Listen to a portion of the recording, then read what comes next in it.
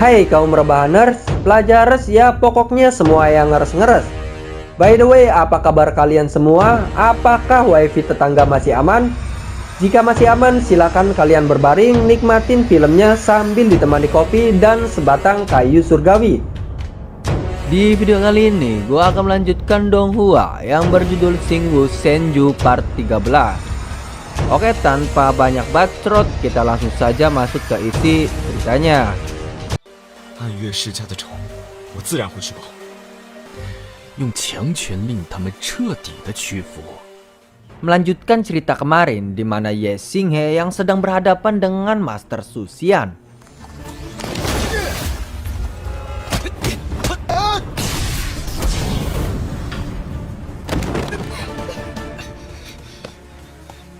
星河，你怎么样？ Di situ Xinghe menyuruh Su Yun bergegas menyelamatkan Xia Yuning. Menurut Ye Xinghe, jika mereka menangkap Xia Yuning bukan untuk membunuhnya, melainkan untuk mengancam penguasa kota utara. Setelah itu, Ye Xinghe akan menangkap Master Su Xian agar bisa ditukarkan dengan Xia Yuning. Lalu, menurut Master Su Xian, jika hidupnya tidak sebanding dengan Tuan Putri Xia Yuning, maka Ye Xinghe akan sia-sia menangkap dirinya. Selain itu, Xia Yuning sekarang kemungkinan sudah menjadi tahanan dari kelompok pemberontak. Scene berpindah pada Xia Yuning yang sedang sendirian. Lalu tiba-tiba dia diserang oleh beruang tingkat 5.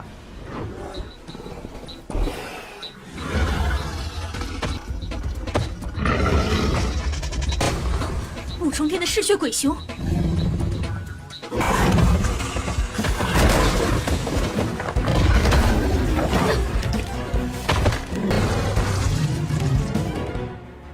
Lanjut cerita pada Xinghe. Terlihat para master yang melihat kejadian di depan matanya, dan di situ Master Su Xian membalikan fakta jika Su Yun dan Ye Xinghe menyerangnya. Setelah itu, Liang Yu memfitnah Ye Xinghe dengan mengatakan jika dia membunuh ketiga murid kemarin. Pada akhirnya, master lain tidak menyangka jika Ye Xinghe melakukan hal tersebut. Dia sangat malu dengan apa yang diajarkan wakil dekan Su tidak sesuai dengan kenyataan. Lalu sang master menginginkan agar Ye Xinghe menyerahkan dirinya dan menghadap wakil dekan. 我劝你们赶紧束手就缚，跟我们回去。 现在星河受了伤，无法战胜2个五重天级别的导师，还有那些学生，那雨宁就有危险了。 Setelah itu, Liang Yu mengejek Tuan Putri Su Yun dan juga Xinghe. Dia mengatakan jika Ye Xinghe tidak menjadi orang kaya meskipun dekat dengan putri kerajaan. Dan Ye Xinghe sudah bersandar pada Tuan Putri seperti bawahannya. Lalu sang master masih saja mencurigai Ye Xinghe dan menginginkan Ye Xinghe untuk segera diadili. Akan tetapi Ye Xinghe menolak karena dia tidak bersalah. Dan siapapun yang menghalanginya untuk mencari Xia Yuning, maka orang tersebut akan menjadi lawannya. Di situ Ye Xinghe memberontak dan sang master pun akan menangkap Ye Xinghe. Pada akhirnya mereka pun bertarung. 叶星河，上！我有我的理由。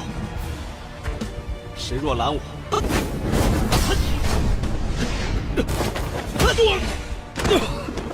Akhirnya Ye Xinghe berhasil mengalahkan dua masternya sekaligus. Di situ Master Su Xian telah kabur dan Liang Yu mencoba kabur dari Ye Xinghe.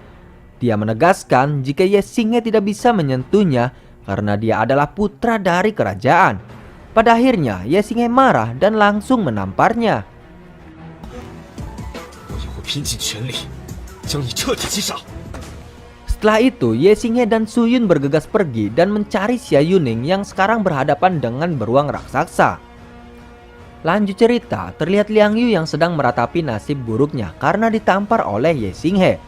Lalu di situ sang anak buah menyuruh Liang Yu agar melaporkan kejadian tersebut pada keluarga kerajaan.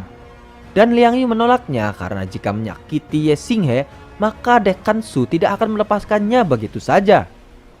Setelah itu, sang master menyuruh bawahannya untuk melaporkan kejadian tersebut ke wakil dekan agar menangkap Ye Xinghe dan juga Su Yun. Karena mereka khawatir jika Ye Xinghe akan membunuh semua murid yang berada di dalam hutan. Setelah itu, pada saat sang master melawan Ye Xinghe, di situ Master Su Xian melarikan diri. Terlihat kedua master juga menduga jika Su Xian lah yang menjadi penjahatnya. 决断，如果夏雨宁死了，不是我们这些人都得遭殃。 Hadapi beruang tersebut. Tiba-tiba Ye Xinghe datang menyelamatkannya. 说话， Setelah itu, pada saat beruangnya mati, tiba-tiba energi hitam keluar dari tubuhnya. Dan teknik tersebut bernama pemanggil Ghost Whisperer. Dan orang yang memanggil sang beruang pasti berada di dekat lokasi tersebut. Lalu Ye Xinghe akan mencari keberadaan dari pengguna teknik tersebut. Akhirnya, Ye Xinghe menemukan ketua dari kelompok berjubah hitam. Ternyata, dia sudah mengamati Ye Xinghe sejak dulu. Karena bakat yang terpendam pada Ye Xinghe menjadikannya kualifikasi yang pas untuk masuk ke dalam kelompoknya. Di situ Ye Xinghe tidak tertarik ada sejak 100 tahun lalu dan mengumpulkan orang-orang jenius di antara anak-anak biasa. Dia menegaskan jika Ye Xinghe tidak bergabung dengan organisasinya, maka Ye Xinghe akan sangat rugi sekali. Lalu menurut Ye Xinghe, jika Xia Yuning dan Su Yun meskipun anggota dari kerajaan, akan tetapi mereka hatinya sangat baik. Tetapi dendamnya pada keluarga kerajaan tidak akan pernah hilang, dan Ye Xinghe berniat membalas dendam pada saat dia menjadi praktisi yang tidak terkalahkan. Lalu menurut pria berbaju hitam, jika mengandalkan Ye Xinghe seorang, maka tidak akan pernah bisa menggulingkan istana kerajaan. Setelah itu pria tersebut akan mengawasi gerak-gerik Ye Xinghe, dan dia tidak berniat untuk menangkap Xia Yuning. Setelah itu dia pun pergi. Scene berpindah pada An Suyun yang menanyakan luka dari Xia Yuning. Dan Xia Yuning teringat jika praktisi bintang memiliki kemampuan untuk menyembuhkan semua luka. Lalu dia menginginkan Ye Xinghe untuk menyembuhkan lukanya. Akan tetapi Ye Xinghe meminta imbalan jika menyembuhkan luka Xia Yuning. Imbalannya adalah Xia Yuning jangan pernah lagi mengungkit kejadian yang terjadi di dasar sungai kemarin. 本小姐好歹是镇北王之女，被我赖上，你很吃亏吗？ 你是镇北王之女，身份高贵，根本高攀不上。以后也麻烦大小姐你。好了好了，西河，你赶紧帮雨宁疗伤吧。 她的伤势我看过了，都是些皮肉伤，不用治疗。 Lalu setelah semuanya selesai, Ye Xinghe mengantarkan Xia Yuning kembali ke kerajaan. Dia berjanji akan menjauhi Tuan Putri karena dia tidak ingin menyusahkan Tuan Putri Xia Yuning dan juga An Suyun. Lalu Xia Yuning berjanji tidak akan menimbulkan masalah bagi keluarga Ye Xinghe. Dia berharap jika suatu hari nanti bisa berteman dengannya. Setelah itu Ye Xinghe menyembuhkan luka Xia Yuning.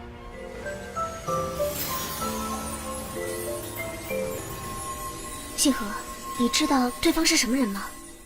Ye Xinghe mengatakan jika orang yang menyerangnya adalah organisasi jenius yang dikumpulkan dari orang yang mempunyai bakat luar biasa. Dan tujuannya adalah untuk menghancurkan semua keluarga bangsawan. Tujuannya adalah menyandra Xia Yuning untuk mengancam penguasa kota utara. Dan Ye Xinghe berjanji akan melakukan yang terbaik demi melindungi Xia Yuning. 不要多想了，这次我会尽全力保护你。等离开试炼之地之后， Setelah itu datanglah para master. Ternyata kedatangan mereka adalah untuk meminta maaf pada Ye Xinghe dan berjanji akan melindungi Tuan Putri. Dia pun mengatakan jika terjadi sesuatu dengan Tuan Putri, maka mereka semua akan terkena imbasnya. Scene berpindah pada saat Ye Xinghe melakukan kultivasi. Datanglah Liang Yu meminta maaf dan akan memberikan upeti pada keluarga Ye Xinghe setiap tahunnya. Dan akan membebaskan pajak juga untuk keluarga Ye Xinghe. 所以我能做的只有这么多了。不，我不是这个意思。明哲保身，今后我不会再找你的麻烦。若是之后暗月世家要做对青羽世家不利的事情，行了，你走吧。 Setelah itu, Xia Yuning penasaran apa yang dibicarakan Ye Xinghe dengan Liang Yu. Datanglah An Suyun membawakan makanan untuk Ye Xinghe. Lalu menurut Ye Xinghe, jika Liang Yu ingin berdamai dengannya, dan kedua Tuan Putri akhirnya tertidur di pundak Ye Xinghe. 谢谢。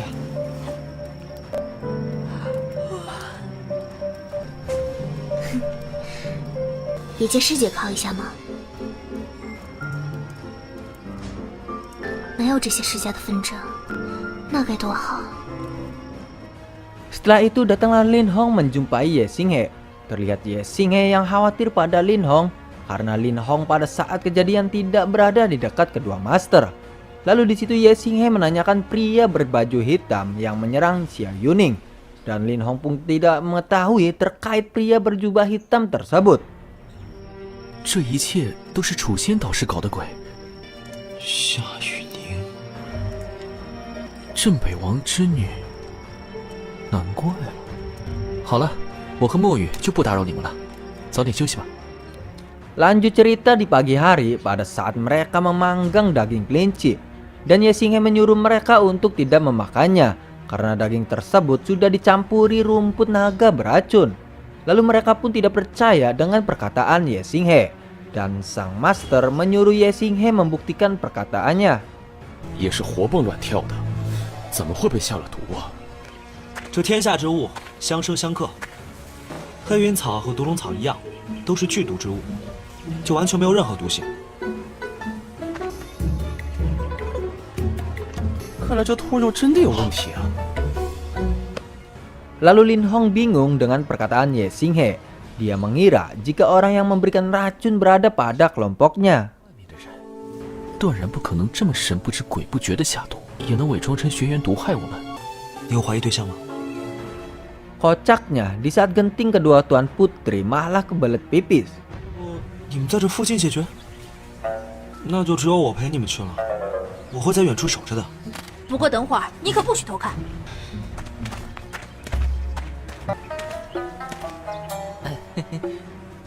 Setelah itu, Ye Xinghe akan berjaga di kejauhan karena dia takut jika Tuan Putri diculik kembali.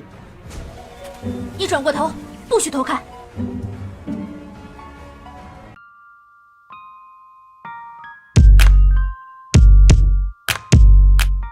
好，我跟你赌。既然你应下了赌约，省得你到时候仗着空口无凭。好，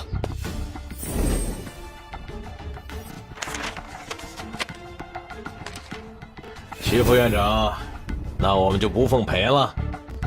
自不量力的小子，哼！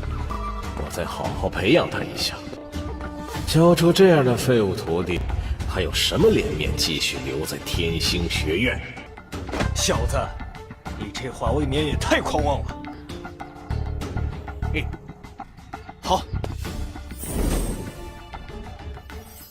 Melanjutkan cerita kemarin, di mana Xia Yuning yang khawatir dengan keadaan An Suyun. Menurut penjaga, jika An Suyun harus beristirahat selama 1 bulan. Lalu Ye Xinghe pamit undur diri dan akan melanjutkan perjalanannya ke akademi. Akan tetapi, Xia Yuning menyuruh Ye Xinghe untuk kembali ke istananya. Di situ Ye Xinghe menolak ajakan Tuan Putri, karena Raja Kota Utara pasti tidak akan mengizinkannya tinggal di istana. Setelah itu, Xia Yuning menyuruh para penjaga untuk menangkap Ye Xinghe. Lalu jelas saja Ye Xinghe marah dengan perlakuan Xia Yuning terhadap dirinya. Ternyata Xia Yuning tidak ingin jika Ye Xinghe kembali ke akademi.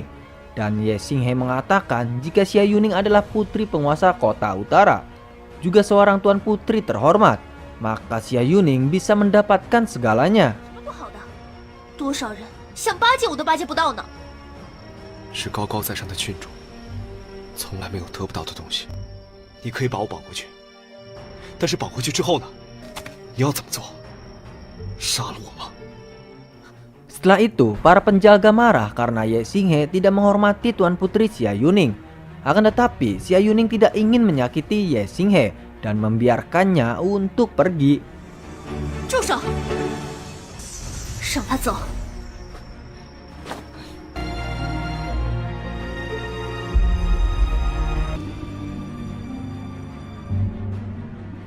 Lanjut cerita pada Raja Kota Utara, dan dia mengirim pengawalnya untuk menyelidiki Ye Xinghe karena terlihat Tuan Putri Xia Yuning yang suka pada Ye Xinghe. Lalu Raja Kota Utara memberi perintah jika Ye Xinghe tidak diperbolehkan lagi berada di Akademi Wakil Dekansu. Scene berpindah pada Ye Xinghe yang sedang berkultivasi. Dia merasa bingung karena tidak bisa menciptakan titik cahaya 4 bintang, melainkan hanya 3 titik cahaya bintang bergabung menjadi satu. 为什么不是孕育出了第4点星光，而是3点星光？ Lanjut cerita pada murid yang kesal karena Master Suxian berhasil kabur dari penjara. Dan tiba-tiba sang guru menghampiri Ye Xinghe Dan sang guru merasa kasihan terhadap Ye Xinghe karena dia sekarang tidak akan berada di akademinya. Lalu menurut sang guru, jika dari semua muridnya hanya Ye Xinghe lah yang paling berbakat dan masa depannya sangat menjanjikan. Pada awalnya, sang guru ingin membawa Ye Xinghe berpartisipasi di pertempuran Menara Suci. Akan tetapi, Raja Kota Utara melarang Ye Xinghe untuk mengikuti pertempuran tersebut. Ternyata, Raja Kota Utara tidak senang dengan Ye Xinghe dan ingin sekali mengeluarkan Ye Xinghe dari pertempuran tersebut. Lalu sang guru menegaskan jika Ye Xinghe tidak bisa tinggal di Akademi Tianxing kembali. Di situ Ye Xinghe berjanji akan mengembara untuk mendapatkan kekuatan yang sangat dahsyat. Setelah itu, dia berencana kembali ke Akademi Tianxing. 放心吧，师傅，我不会拖累学员，我一定要变强。总有一天，亲耳听到镇北王对我道歉。 Lanjut cerita, terlihat Ye Xinghe yang akan meninggalkan Akademi Tianxing. Di situ sang guru memberikan teknik bela diri Tianxing yang bisa membantu berkultivasi sampai ranah surgawi tingkat 6.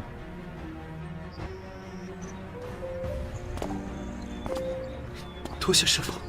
哟，是天星诀啊！是。 Lalu Ye Xinghe meminta agar sang guru menjaga kesehatannya. Di situ terlihat Liang Yu menghampiri Ye Xinghe untuk berterima kasih karena sudah menyelamatkan nyawanya dari serangan penjahat di dalam hutan. Dan Ye Xinghe menagih janji Liang Yu yang akan memberikan upeti pada keluarga besarnya. Pada akhirnya mereka berdua pun berjabat tangan dan menghapus dendam di antara keduanya. 有你这句话，我就放心了。星河，为什么？这次要不是你，只会死更多的人。这么不公平的学院，不待也罢。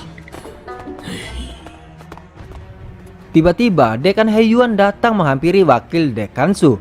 Ternyata kedatangannya ke Akademi Tianxing hanya untuk mengejek Ye Xinghe karena dia dikeluarkan dari Akademi Tianxing. Bahkan gurunya sendiri tidak bisa melindungi murid-muridnya.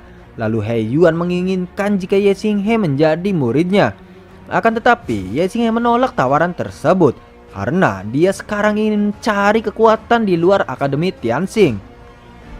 真是可惜呀，一个师傅也够无能了。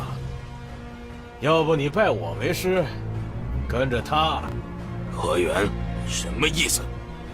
何副院长，只是要将我开除的是镇北王府，我在考虑拜您为师的事情怎么样？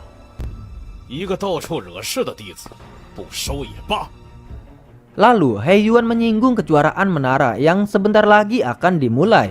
Di situ Heiyuan mengancam wakil Dekan Su jika di 3 pertandingan menara tidak bisa menemukan murid terbaik, maka posisi wakil dekan akan diambil oleh Heiyuan. Setelah itu terlihat bocah sombong bernama Hu Yanyong dari keluarga Feng Yu yang mengejek wakil Dekan Su. Ternyata kultivasinya sudah mencapai ranah surgawi tingkat 6. Lalu Hu Yanyong mengejek Ye Xinghe karena dikeluarkan dari Akademi Tianxing. Dia mengatakan jika Ye Xinghe tidak mendapatkan kesempatan dalam kompetisi Menara Suci. 居然还有脸参加神塔之战！你别欺人太甚，星河，你就去参加神塔之战，好好看看。 Lalu menurut Dekan Su, jika kompetisi kali ini digelar di Akademi Tianxing, maka dari itu Ye Xinghe tidak bisa mengikutinya. Akan tetapi pada saat kompetisi tersebut digelar di Jingdu, maka semua orang bisa berpartisipasi termasuk Ye Xinghe. Dan Ye Xinghe berniat akan menghadapi Hu Yanyong di kompetisi tersebut. Akhirnya Hu Yanyong menerima tawaran Ye Xinghe dan akan menemuinya di pertandingan Menara Suci di Jingdu. Di situ Hu Yanyong akan bertarung melawan Ye Xinghe dan taruhannya adalah jika Ye Xinghe kalah, dia akan berlari mengelilingi lapangan dan berteriak jika dia murid wakil Dekan Su. Dan begitu pun sebaliknya pada saat Hu Yanyong kalah, pada akhirnya Ye Xinghe menerima taruhan tersebut. Lalu mereka pun membuat perjanjian hitam di atas putih. Setelah itu Dekan He dan muridnya pamit undur diri. 好，我跟你赌。既然你应下了赌约，省得你到时候仗着空口无凭。好。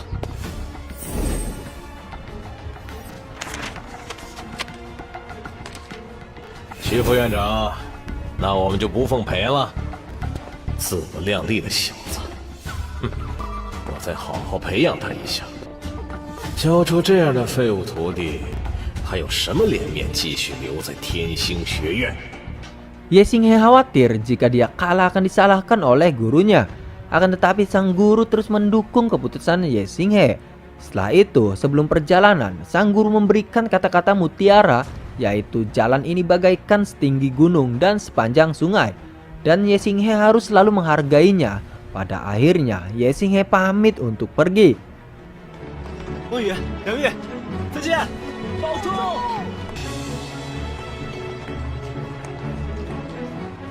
Scene berpindah pada An Suyun yang sedang asik berendam.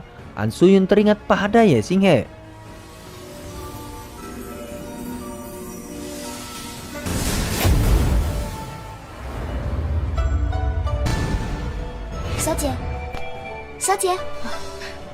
Tiba-tiba pelayan pribadi mengagetkan An Suyun dan mengatakan jika ada hal yang terjadi di Akademi Tianxing, di mana ada seorang pria yang dikeluarkan dari akademi tersebut karena berurusan dengan istana kota utara, dan An Suyun pun penasaran dengan pria tersebut. Akan tetapi sang pelayan tidak mengetahui nama dari pria tersebut. Scene berpindah pada istana kota utara, di mana Xia Yuning yang sedang berdiskusi dengan ayahnya. Benar saja jika Ye Xinghe dikeluarkan dari akademi karena raja kota utara. Di situ Xia Yuning bersikeras untuk bisa mengembalikan Ye Xinghe ke Akademi Tianxing. Sang raja mengatakan jika Ye Xinghe adalah saudara dari putra seorang pengkhianat kerajaan. Karena pada saat itu keluarganya melakukan pemberontakan terhadap istana. Lalu terlihat Xia Yuning yang masih terus membela Ye Xinghe. Karena berkat Ye Xinghe dia masih bisa hidup. Akan tetapi istana kota utara malah membalasnya dengan mengusir dia dari Akademi Tianxing. Pada akhirnya Xia Yuning pun ditampar oleh sang ayah dan dia pergi dari istana kota utara.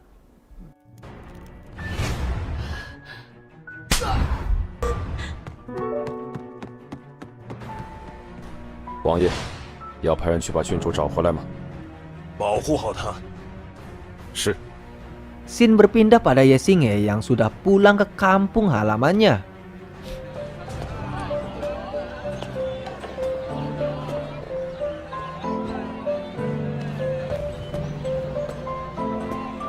Ye Xinghe. Dan Ye Xinghe bertemu dengan kawan lamanya yang menanyakan terkait kepulangannya. 可还没到学院的假期时间，你不要告诉我，你被天星学院开除了。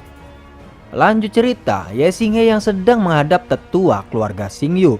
Terlihat sang ayah menanyakan kepulangan dari Ye Xinghe terkait dikeluarkannya dari Akademi Tianxing. Dugaan sang ayah benar saja jika Ye Xinghe telah dikeluarkan dari akademi. Dan sang ayah langsung meminta maaf pada tetua mewakili Ye Xinghe karena Ye Xinghe telah melakukan kesalahan yang begitu fatal.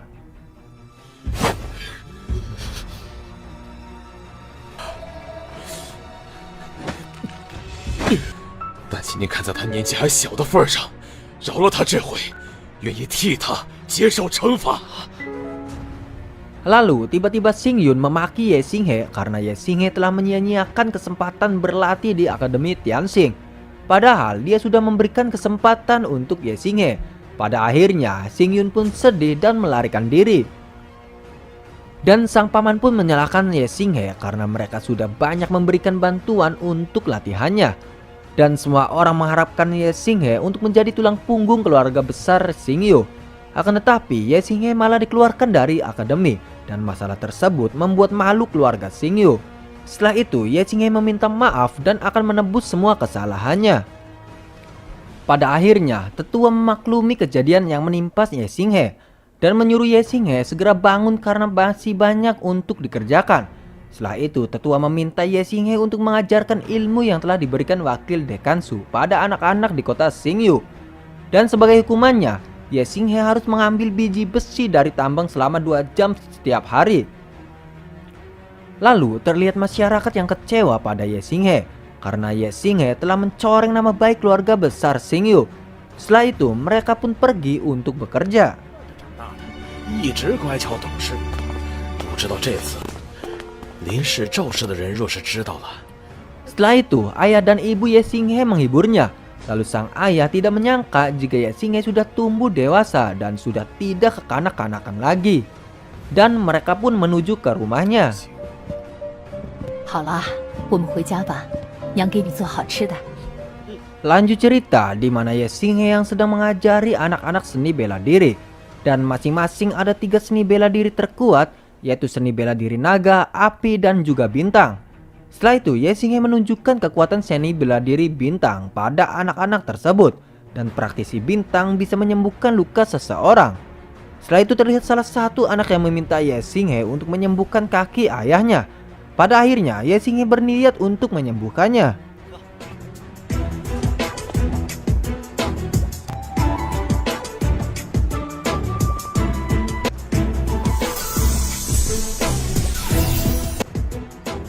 星河哥哥，我回来了。我这孩子就是异想天开。星河呀，你也不用白费力气了。不管能不能成功，都让我试一试吧。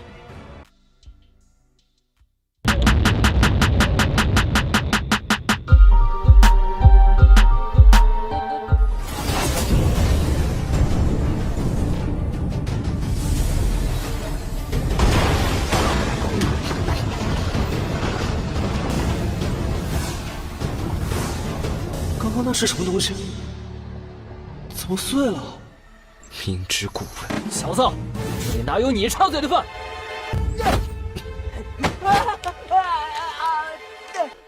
放开！我承认。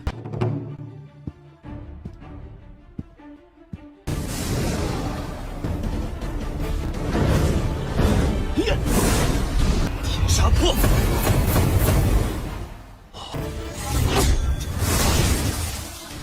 Melanjutkan cerita yang kemarin di mana Ye Xinghe sedang mengobati seseorang. 好烫啊！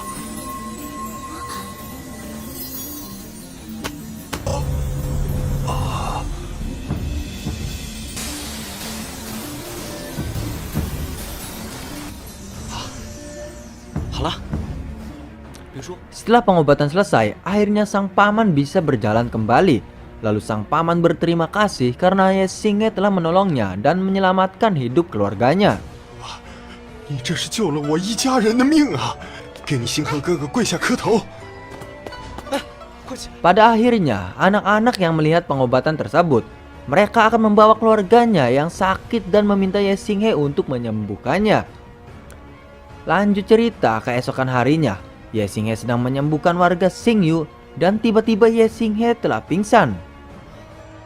好了，你的伤没什么大碍了。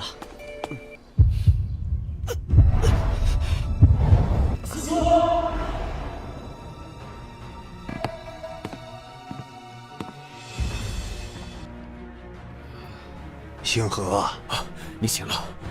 Setelah itu, tetua mengatakan jika seni bela diri bintang milik Ye Xinghe yang bisa menyembuhkan luka seseorang tidak ada yang boleh mengungkapkannya.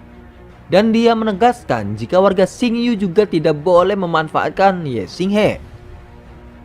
Lalu terlihat Ye Xinghe yang sudah pulih kembali dari pingsannya. Di situ Ye Xinghe sedang memasang lampion untuk festival Kunyuan. Akan tetapi sang ibu khawatir jika tahun ini akan ada bencana besar yang menimpa keluarga Xingyu. Tiba-tiba datanglah sang ayah panik karena kedatangan orang-orang dari istana Zhao.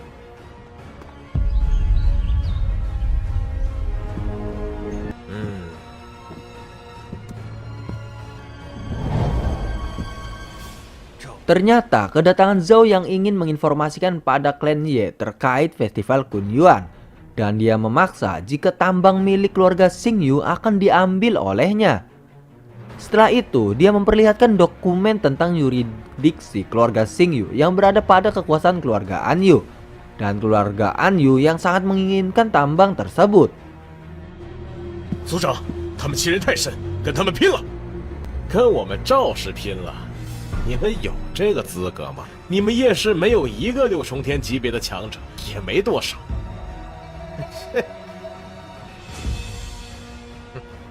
Lalu Ye Xinghe berharap jika tambang milik klannya tidak dirampas dan terlihat anak dari Patriark Zhao mengejek Ye Xinghe karena pada saat Ye Xinghe berlatih di Akademi Tianxing, dia malah dikeluarkan kembali dan melakukan kecurangan. Lanjut cerita, Patriark Zhao menimpal mengejek kota Xingyu. Menurutnya, jika reputasi kota Xingyu sudah hilang dan orang yang berbakat sudah tidak ada di kota tersebut. Lalu ayah Ye Xinghe membela kota kelahirannya, begitupun dengan tetua keluarga Xingyu. Di situ anak dari Patriark Zhao yang menginginkan tambang milik klan Ye agar segera diberikan untuk istana Anyu. Lalu pada saat Patriark Zhao akan meninggalkan rumah tetua, dia dihadang oleh warga Xingyu dan tidak membiarkannya untuk pergi. 好啊，那我们也就没必要好言相劝了，就各凭本事吧。等等， Tiba-tiba Zhao Yan menyerang Ye Xinghe. 臭小子，忍你很久了。星河，小心！天杀破！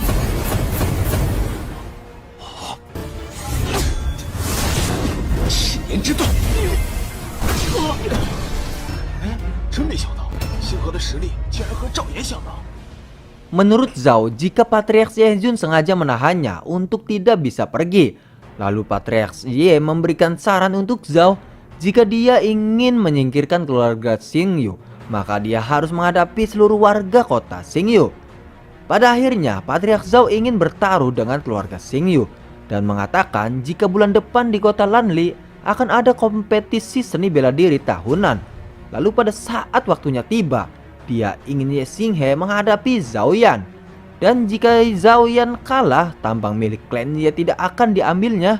Akan tetapi jika Ye Xinghe kalah, maka tambang akan menjadi milik klan Zhao. Pada akhirnya, Ye Xinghe menerima tantangan dari Patriark Zhao. Dan Ye Xinghe juga menginginkan tambak milik klan Zhao. 青羽世家的矿是富矿，而你们的矿山，算下来还是我们青羽世家吃亏了。 你们现在还在我们手里，仗着人多不要命，竟敢如此咄咄逼人，实在失策。好，就按你说的做。 Setelah itu, Patriark Zhao pamit undur diri dan dia masih memikirkan bagaimana caranya bisa menang saat pertarungan tersebut. 而且林氏说不定也会出手干预，对他们林氏来说可不是什么好消息。 Patriark Zhao sangat yakin jika anaknya dapat mengalahkan Ye Xinghe karena Zhao Yan yang berada di kekuatan surgawi tingkat 6. Lalu sang ayah menginginkan anaknya untuk berlatih dengan keras karena dia tidak bisa meremehkan Ye Xinghe. 直接杀了他。是。 Lanjut cerita, Patriark Yejun tidak menyangka jika kekuatan Ye Xinghe meningkat begitu pesat. Akan tetapi kali ini Ye Xinghe mendapat masalah karena berurusan dengan klan Zhao. 各位叔叔伯伯，不得不说， Terlihat Ye Xinghe yang sedang membakar semangat warganya. Dia mengatakan jika selama ini keluarga Anyu telah menghina kota Xingyu, maka dari itu Ye Xinghe akan melawannya dan dia meminta dukungan pada warga Xingyu. 星河，我之前没事的，我和赵岩之间必有一战。那赵氏就休想再收回矿山。 Lalu Ye Xinghe akan memberitahu Master Su terkait pertarungan melawan Zhao Yan. Di situ Patriark Ye terkejut mendengar nama guru Ye Xinghe. 啊！星河的师傅居然是天星院的副院长，你真的长大了。让星河潜心修炼，所有人都不能打扰到他。 Dan tiba-tiba seseorang berlari dan melaporkan jika Tuan Muda Liang Yu dari keluarga Anyu datang ke kota Xingyu. Terlihat Liang Yu yang cemas akan keselamatan Ye Xinghe karena Patriark Zhao telah mengunjungi kota Xingyu. Ternyata Patriark Zhao berada di bawah arahan Tuan Chen dan Liang Yu mencoba untuk menghalaunya. Akan tetapi kedatangan Liang Yu terlambat karena mereka sudah pergi. Di situ Ye Xinghe memberitahu jika bulan depan dia akan bertarung dengan Zhao Yan dalam kompetisi bela diri di kota Lanli. Dan taruhannya adalah tambang milik keluarga Xingyu. 但我担心赵氏的人会翻脸不认账。这个由我来安排就可以了。算我欠你一个人情，有要我帮忙的地方，你尽管说便是了。那我们就一言为定。Ternyata kedatangan Liang Yu untuk memberikan Ye Xinghe bahan pokok makanan untuk keluarga besarnya. Dia membawa biji-bijian yang totalnya ada 260-an. Hadiah tersebut karena Ye Xinghe telah menyelamatkan hidupnya pada saat berada di dalam hutan. Dan pada saat seni bela diri dimulai, dia akan menonton Ye Xinghe. Setelah itu Liang Yu pamit undur diri. Lalu menurut Ye Xinghe, jika makanan tersebut akan dibagikan pada semua warga kota Xingyu. Setelah itu Patriark Yezun memberitahu jika ada sebuah danau di puncak gunung kota Lanli. Menurut rumor, jika seorang pendekar berlatih di tepi danau tersebut, maka kultivasinya akan jauh lebih cepat. Lanjut cerita, Ye Xinghe yang sudah berada di danau Lanli, dan ada lebih dari 30 pulau di danau tersebut. Pulaunya terbagi menjadi besar dan sebagian kecil. Beberapa pulau kecil bahkan saling berdekatan. Lalu Ye Xinghe merasakan kekuatan yang sangat luar biasa di danau tersebut.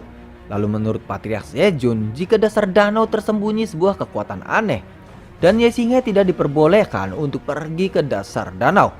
Dia hanya boleh berlatih di tepi danau tersebut. Lalu datanglah nona cantik dari keluarga Lin di kota Lanli. 是兰里镇林家的人。那个中年的是叶军，叶氏的族长。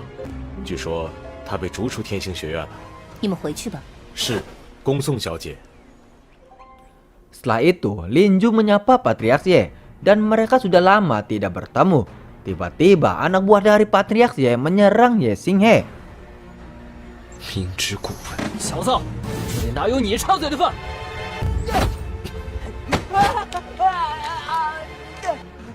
放开！ 我承认。 Di situ Ye Xinghe menahan serangan dari keluarga Lanli dan tiba-tiba Linju malah akan menyerang Ye Xinghe. Untung saja Linju berhasil dihalau oleh Patriark Yejun.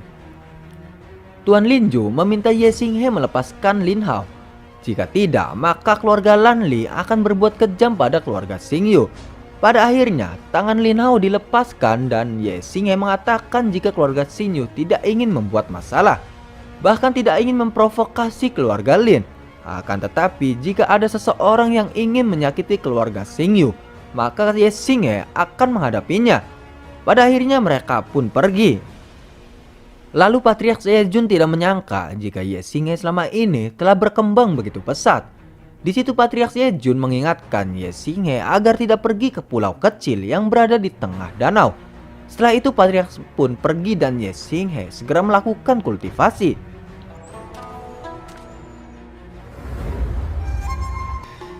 不知道明天前往湖心的小岛。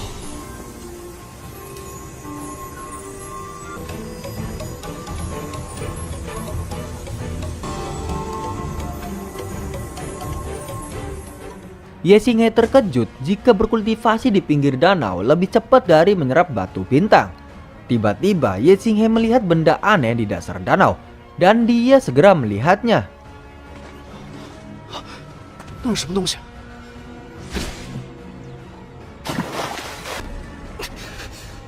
的水，空气在吸收湖底的寒气，竟如此有灵性。 Lalu Ye Xinghe melihat sebuah kerang raksasa yang di dalamnya ada mutiara. Ye Xinghe menduga jika kerang tersebut telah mati, akan tetapi tiba-tiba kerang memancarkan cahaya.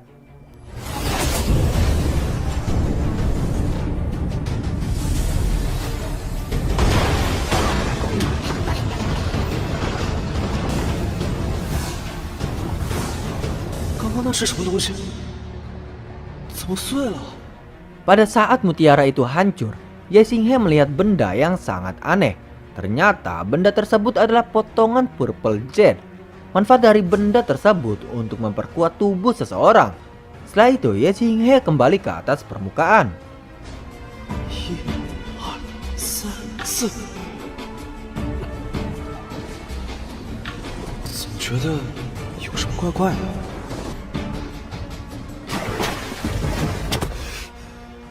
Lalu Ye Xinghe bertemu dengan Nona Lin Yin. Dia mendengar jika Ye Xinghe akan mengikuti kompetisi bela diri. Dan Nona Lin menyarankan agar Ye Xinghe menyerah karena menurutnya jika Ye Xinghe tidak akan pernah menang. Nona Lin Yin sangat kepedean mengira jika Ye Xinghe ingin menikahinya.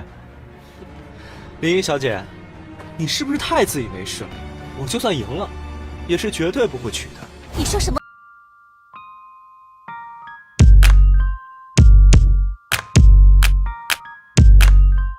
叶星河，你先出手吧，却不让。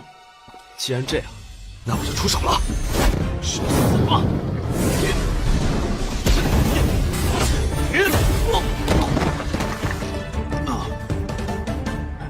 我要你死无全尸！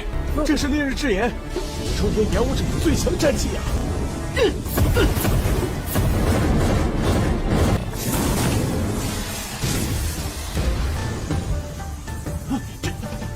这不可能！不好意思，刚刚我也没有全力的。只配湮灭在我的火焰里面，消除灰烬。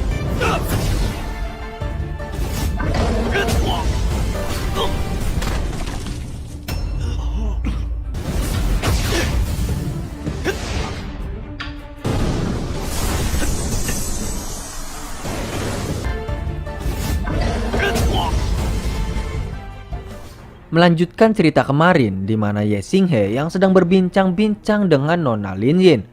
Di situ Ye Xinghe berjanji jika 10 tahun yang akan datang dia bisa mengalahkannya. Pada akhirnya Nona Lin Yin menerima tantangan dari Ye Xinghe.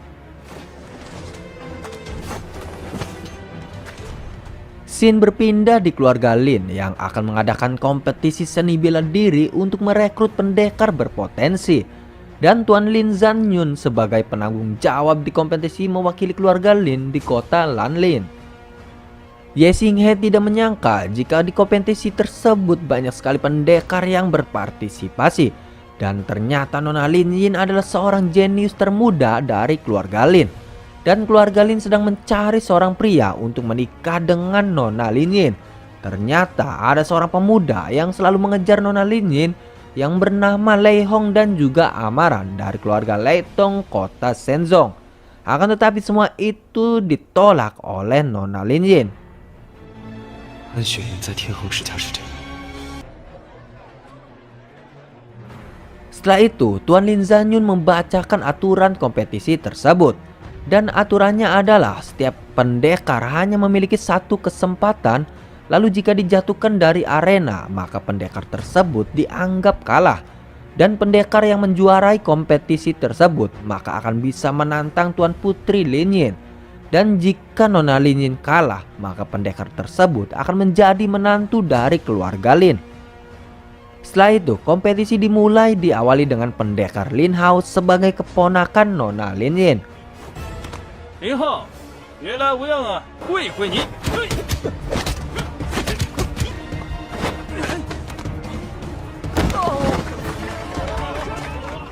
Lin Hao pun kalah dan terjatuh. Pertarungan pun dilanjutkan oleh pendekar selanjutnya.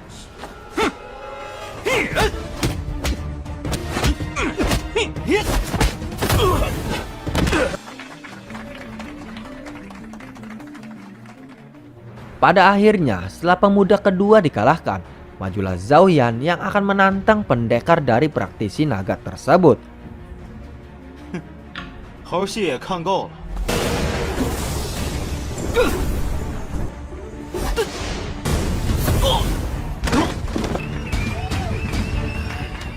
赵岩时竟然已经达到了这般程度。 Dengan sekali serangan, pendekar tersebut kalah oleh Zhao Yan. Karena Zhao Yan berada di kultivasi tingkat 6, setelah itu Zhao Yan menantang Ye Xinghe. Karena perjanjian kedua keluarga tersebut harus terpenuhi di atas arena. Tiba-tiba Lian Yu datang dan menghampiri Lei Hong. Dia mengatakan jika kedatangannya untuk melihat Ye Xinghe sebagai saudara seperguruannya yang akan bertarung.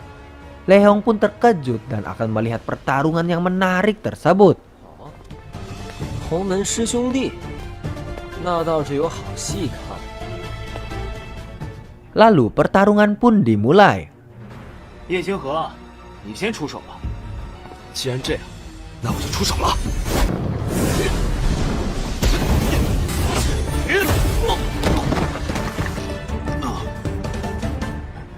Setelah itu, penonton tidak menyangka jika Zhao Yan terluka oleh Ye Xinghe.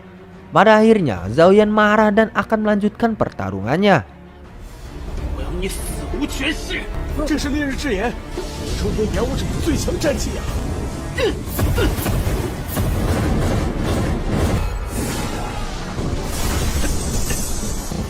不好意思，刚刚我也没有全力的。就给湮灭在我的火焰里面，消除灰烬。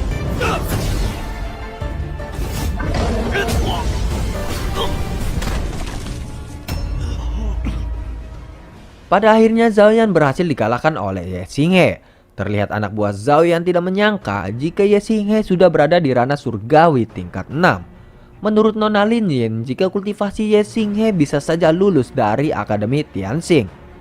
Setelah itu, Ye Xinghe menagih janji Patriark Zhao untuk menyerahkan ketiga tambang miliknya. Dan dia harus menepatinya karena Tuan Liang Yu dan Nona An Suyun datang sebagai saksinya. Lalu dengan terpaksa Patriark Zhao menyerahkan tambang miliknya. Setelah itu Ye Xinghe berniat menjual tambang tersebut pada Liang Yu.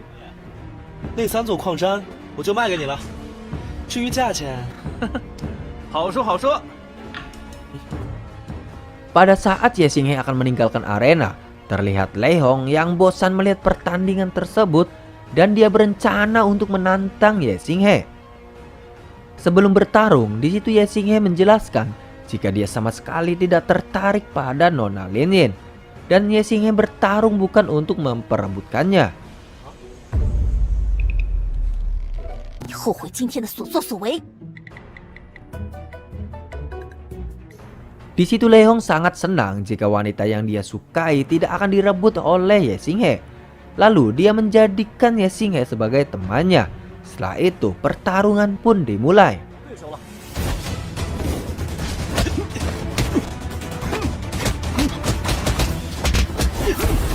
他居然能和一个强大的龙武者。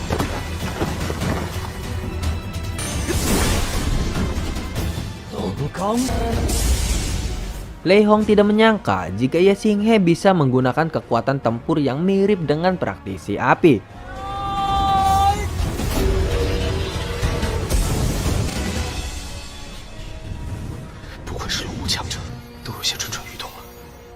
Tiba-tiba Ye Xinghe mengakui kekalahannya karena dia tidak ingin memperlihatkan kekuatan yang sesungguhnya.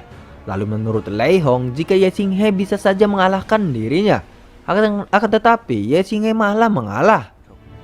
如果有什么用得上我雷洪的地方， 雷洪兄弟，后会有期。 Pada saat Ye Xinghe akan pergi, dia dihadang oleh Nona Lin Yin. Menurutnya, jika Ye Xinghe kemungkinan bisa menang melawan Lei Hong. Akan tetapi, menurut Ye Xinghe, jika dia tidak sebanding dengan kekuatan Lei Hong, maka dari itu Ye Xinghe mengakui kekalahannya. Di situ Nona Lin Yin masih saja menahan Ye Xinghe untuk pergi. Lalu menurut Lei Hong, jika karena Lin Yin menolaknya, dia tidak boleh mempermalukan Ye Xinghe di depan umum. Dan jika Nona Lin Yin tidak ingin menikahinya, di situ Lei Hong akan selalu menunggu sampai hati Lin Yin berubah mencintainya. Lalu Ye Xinghe akan pergi karena dia kelelahan. Akan tetapi Nona Lin Yin menyerangnya.